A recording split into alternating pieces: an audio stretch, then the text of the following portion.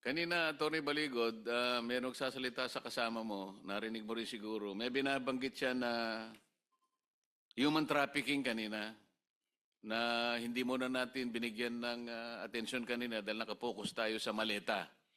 Ngayon, ano yung pangyayari at nabanggit ninyo yung sa issue ng human trafficking? Nabanggit ko po yon para lang magbigay ng example na hindi lahat ng alam nila ay nailagay po dito sa affidavit. At nabanggit ko yung example po na yon dahil napakabigat po na krimen yun eh. Yung human trafficking, I think under the new law 11362, punishable by 15 to 20 years plus perpetual disqualification to hold public office.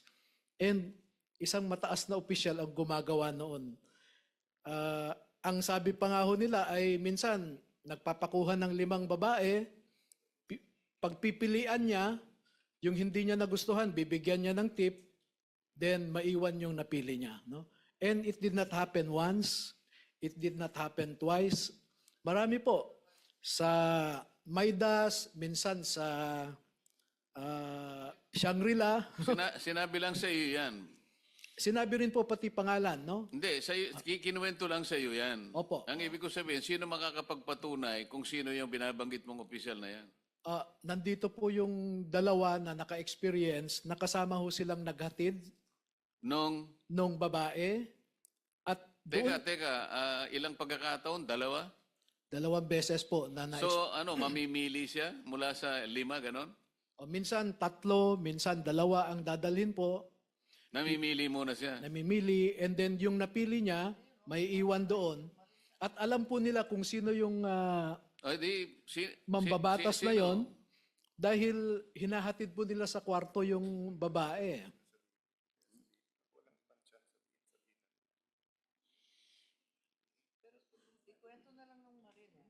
Yung siguro kung sino na lang nakakaalam kasi sinabi lang sa iyo, mahirap naman 'yon. Baka mamaya mabanggit mo hindi naman totoo. Yung magtapat na lang yung talagang nakakita ng sinasabi mo at patunayan po ninyo na ang sinasabi ni Atty. Baligod ay totoo.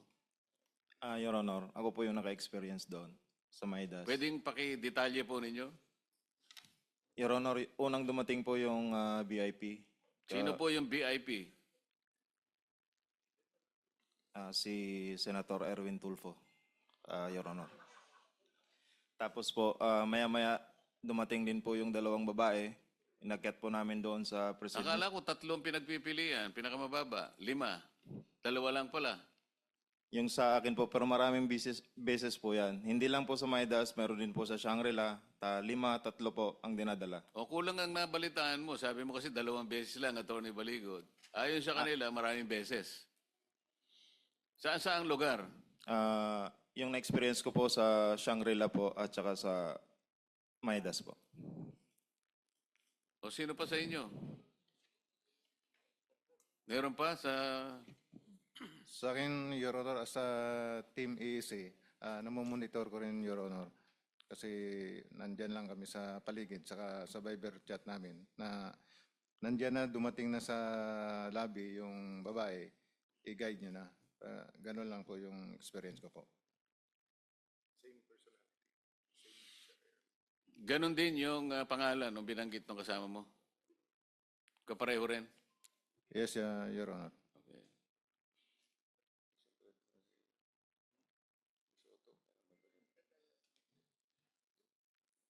Mr. Chairman, the issue kasi here is bakit ayaw ituloy ito.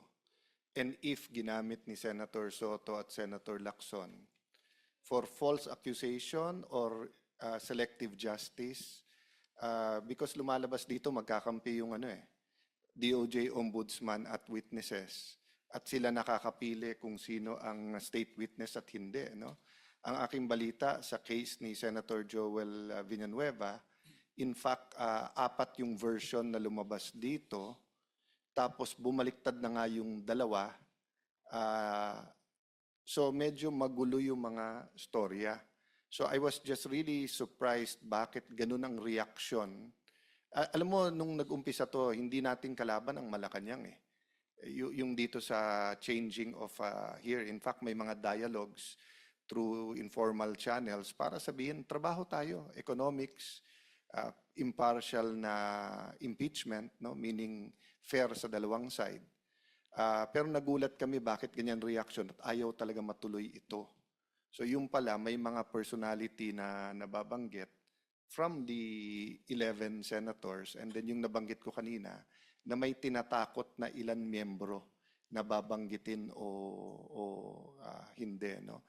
So I really hope that you will have your day in court, so to speak, meaning a real interview by the DOJ, by the Office of the Ombudsman.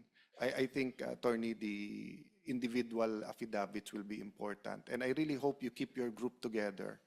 And siguro mananawagan lang ako sa mga kababayan natin kung kayo'y naniniwala sa grupo. Yun nga, they're existing now by ambag-ambag. I don't know how, but siguro through Attorney Baligod, because their daily lives ng kanilang pamilya continues. And we don't know if this scandal will be 1 week, 1 month, 1 year, because tip of the... So lumalabas sa inyo, no? 2022 pa lang? When was the first delivery? Sir, paki-mic lang para.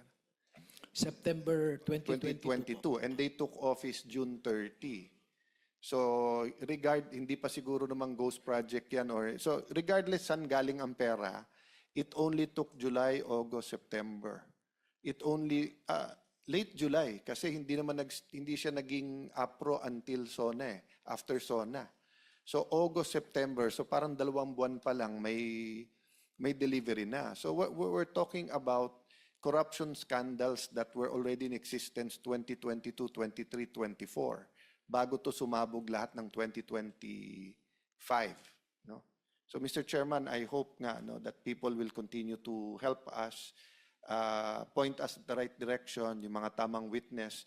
And kabaliktaran, kung may nanonood ngayon na tingin nyo ng bobola, nabayaran, nagsisinungaling ang mga kaharap namin ngayon, give us the information so that we will test their credibility. Thank you, Mr. Chairman. From my side, I think we should give them rest. I hope they'll be safe, but I think it's very important we schedule a hearing next week. Tingin ko makikipag-unahan yung 11 kung ano mauna yung special session or yung pangalawa nating hearing. No? But I'm serious, Mr. Chairman. I'm willing to give up the Senate presidency for just so that masunod yung konstitusyon. But I'm not willing to give up the truth. Kailangan matuloy itong hearings na to. Thank you, Mr. Chairman. Thank you, Mr. SP. I share your optimism as well as your frustration.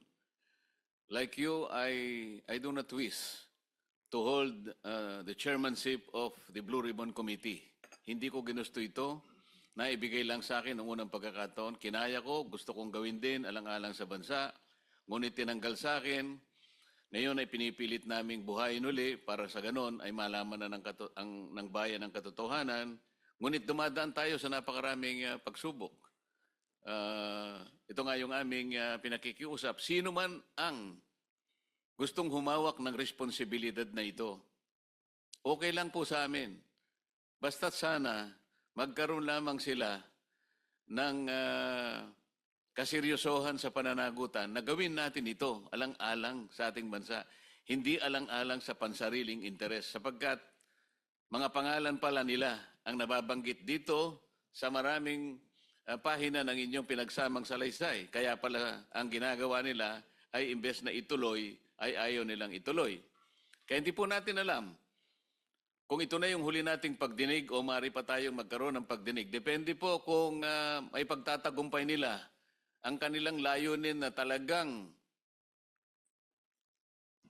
takpan na, putulin na, bigyan na ng katapusan ang pagdinig na ito. Ngayon lamang po sa ilalim ng atmosphere na ginagawa natin ngayon, mapapansin ninyo na nandyan po yung pressure na nakabantay sa atin. Ngunit ako po naniniwala, kagaya na sinabi ni SP Alan, hindi po pwedeng takpan ang katotohanan. Wala pong mabuting ibubunga na itong pinakamalaking pandarambong sa kaban ng bayan ay hindi man lang mabibigyan ng kalutasan. Hindi man lang magkakaroon ng ending para mapanagot natin ang tunay na may kasalanan. hindi po tayo patatawarin ng taong bayan kapag hindi po ito natuloy.